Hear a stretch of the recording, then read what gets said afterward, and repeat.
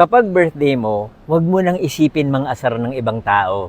Kasi baka mamaya, magaya ka sa isang lalaki na naging trahedya ang birthday pagkatapos mabad trip nung taong inasar niya.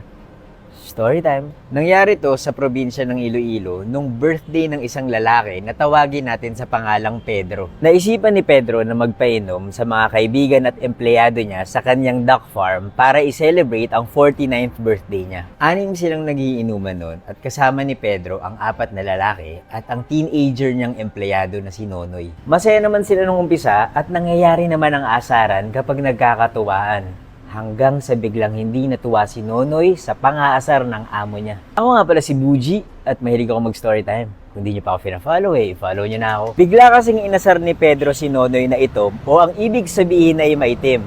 Inaasar ng matanda yung bata dahil sa kulay ng balat niya. Sa panahon ngayon, dapat hindi na pinagkakatuwaan yung kulay ng balat Itong si Nonoy, napikon sa pang-aasar ng amo niya at biglang umalis dun sa inuman. At nagulat ang lahat dahil bumalik siya at meron siyang daladalang kakaiba. May hawak na itak si Nonoy at bigla niyang hinamon ng away si Pedro. Inawat naman sila ng mga kasamahan nila.